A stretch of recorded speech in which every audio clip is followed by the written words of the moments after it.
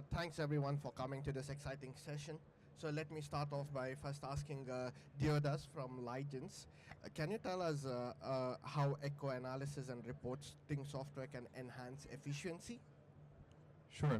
So maybe to establish some common ground, Ligence is a company specializing in cardiovascular ultrasound analysis. So we focus both on the analysis of echo images, so be it the apical images in B mode, Doppler images, we receive the full package. We analyze those images using AI and then we produce reports. So those who perform cardiovascular or any other ultrasound know the pitfalls of it. So it's very user dependent. It depends how much skills you got there. It also depends on the subject and the patient you're trying to scan. So image quality is obviously not always that good. So what AI really does help is it allows you to think about a different workflow, about the workflow where you don't have to take all of the measurements at once, about the workflow where you can focus on doing the analysis later. Meaning that first of all, you acquire the right images, you focus on the image quality, you get the images as best as you can. Then all of those measurements like ejection fraction, volumes, areas, they're analyzed by the software, not by the human being. And the ultimate part of every medical diagnostic is that you have a right to reports. At the end of the day, everybody expects you to write a report. This part is also automated, and the thing that really can help enhance the whole workflow is having the automated templates. So the templates that are made by the software, which can be also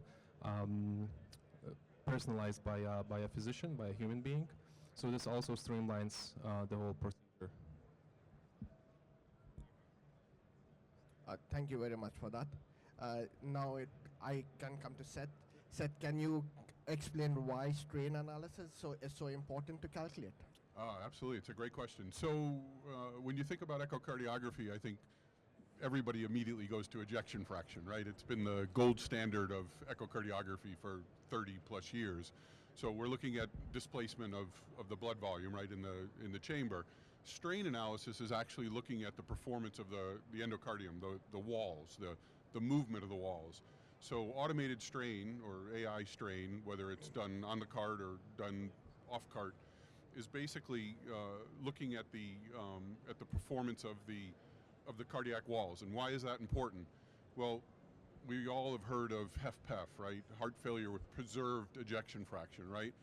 50% of all patients that get diagnosed with heart failure don't have an abnormal ejection fraction. So these are patients that are quite literally slipping through the cracks, right? It might take, in some cases, I think the average is 5 or more visits, typically to the hospital, before they're properly diagnosed with HFpEF or preserved ejection fraction.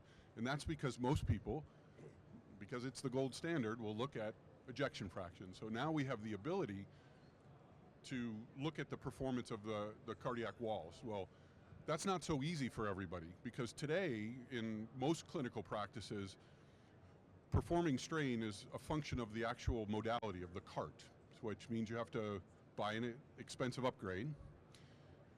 Strain is typically proprietary to the vendor. So if you have a patient today, for example, that's undergoing like chemotherapy, right? And you want to look at the response, the negative response on the cardiac function, you're going to do longitudinal surveillance, right? You're going to follow this patient over a period of time, which means now if strain is proprietary to the cart, I have to have that patient's echo performed on that particular make, model, manufacturer of cart every time. And that's a workflow nightmare for many institutions.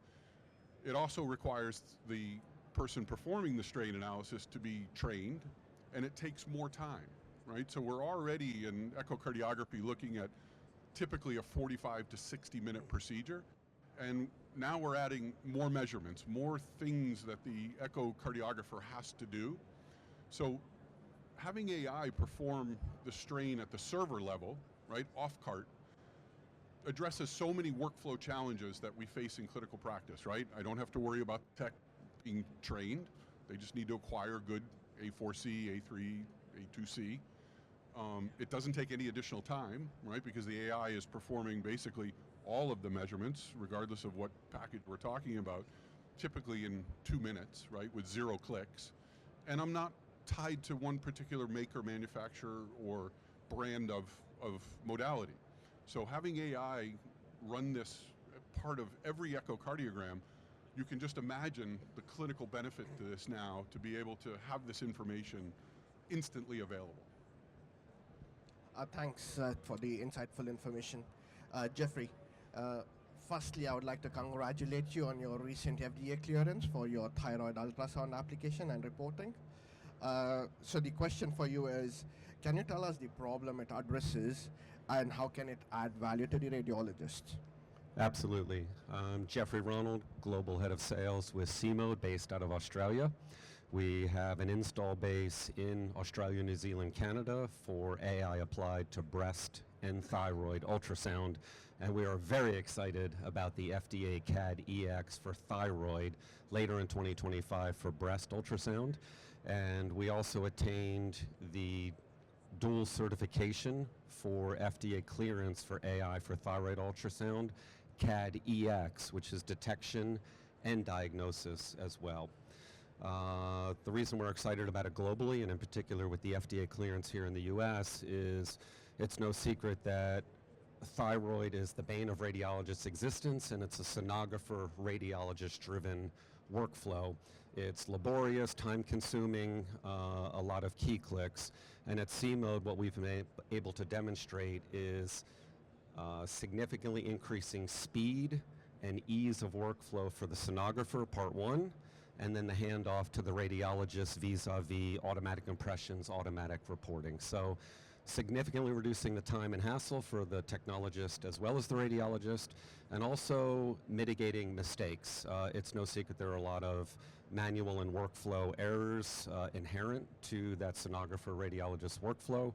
So in addition to productivity gains, highly likely reduction in medical mistakes and an instant second opinion, if you will, on the thyroid side. Thanks, Jeffrey. I would like to ask Seth another question. Seth, can you explain how you see echo reimbursements evolving and influencing the adoption of AI technology? Absolutely. So getting back to the strain discussion, in 2020, I think it was the first new echocardiography CPT code approval in 20 plus years was for automated strain.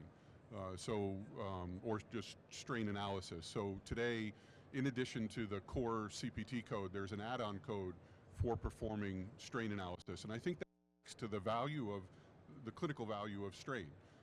Medicare, CMS here in the United States has now added, I think the core payment is around $40. It'll depend regionally where you are in the United States, but around $40 to perform this additional analysis, which offsets the cost of being able to acquire the software necessary to be able to perform the analysis.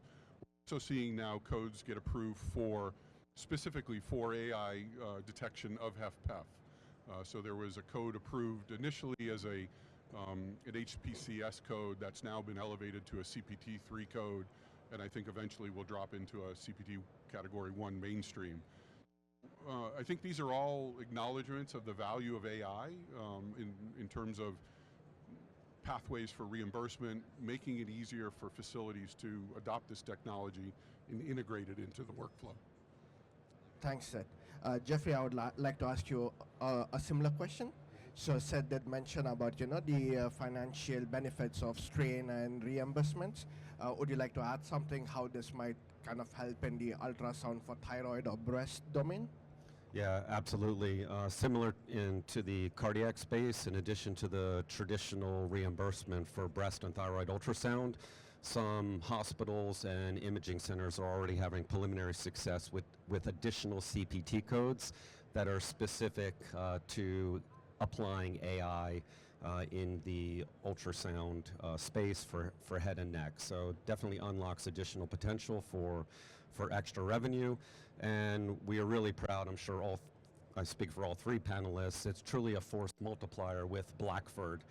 So Blackford adds tremendous enterprise value in the radiology and imaging space, and us having the privilege to partner with Blackford and deliver value to clinicians, to patients, not only unlocks clinical and productivity gains, but also financial gains. And one thing I neglected to mention on the C-mode side for ultrasound, for thyroid and for breast, is we do follow the ACR TIRADS and BIRADS. So I definitely wanted to emphasize that it's automatic TIRAD and BIRAD scoring, which helps with the accuracy and speed.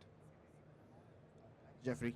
Devdas, switching gears a bit, we did speak about the efficiency that the radiologists or the sonographers gain. Can you give us any user stories of how this has improved the workflow in a clinical setting? Sure, we had a user based in Switzerland who reported consistently that he's been saving at least 15 minutes per patient with every examination. So this is basically what we strive for. One of our goals is to make the average examination time around 15 minutes, whereas right now it's around 30 minutes. So I guess this will mean better news for patients as well, so they can have an appointment quicker. And yeah, it will also add up to the well-being of sonographers. It's not a secret that many of them suffer from musculoskeletal disorders because of the awkward positions they have to stay in while performing the procedure. So I guess this whole workflow that we're talking about, the whole post-processing enhanced by AI, it will become industry standard in a 10 or so years. 1 year. 1 year. Okay, 1 year. 1 year, okay. Let's hope for that. As closing remarks, I would like to ask each of you a question, a short one, if you may. So what's exciting and what's upcoming that the audience here would look forward to from Ligence? I guess what Seth also touched is that this sphere, for example, the strain analysis, is becoming more and more democratized, meaning that I'm not reliant on the hardware I use, but I can have a software that does it for me, regardless of what kind of manufacturer device I'm using. So I'm really excited for that. Jeffrey, you already mentioned 2025, you have your breast product which is ready to be rolled out. Apart from that, what else is happening? Yes, on the strategic roadmap long term, you can imagine abdominal, prostate, and other areas. But I think at C-Mode, what we're really proud of is helping and empowering physicians to practice at the top of their license. We're using AI to reduce tedious, unnecessary tasks and helping clinicians to focus on patient care and really practice at the top of their license. Thanks. Seth, what about you? I think for us, disease detection is the near-term frontier. So we've kind of conquered the basics of echo, so the efficiency problems, the poor ergonomics, right? The workflow challenges. Now it's about disease detection, being able to look for things like amyloid or hypertrophic cardiomyopathy, HCM, things that have been really elusive for clinicians to try to identify. And being able to programmatically address these things, right? To look at either black box models. So in addition to the guidelines-based, the traditional measurement-based approach, now looking at pixel data, things the human eye can't even perceive, but computers can be trained to see. So sniffing out amyloid, HCM we talked about, pericardial effusion, just all the things that clinicians are tasked with. If the AI can suggest these and present the data along with the measurements, the traditional approach, that's a very powerful combination. Okay, thank you. So we have 5 more minutes remaining. So if the audience has any questions, please feel free to step up and ask.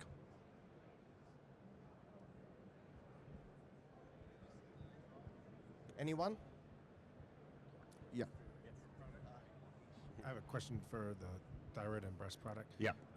Is it vendor specific, or are you going to be able to interact with any kind of vendor, Hologic, Philips, whatever kind of ultrasound unit you're using? Great question. We are vendor cart agnostic. So whether it's upstream on the acquisition side, vendor agnostic, and then in terms of reporting efficiency, it's agnostic regardless of PACS, reporting system, what have you. Any more questions? Okay, if that's not the case, I'd like to thank all the panelists for taking their time off from their busy schedule and joining us. And I'd like to wish you a successful RSNA and hopefully a lot of fruitful collaborations in the near future. And I'd also like to thank all the audience members for your time. Hopefully you learned something new and exciting in the ultrasound domain. Thank you. Thanks all.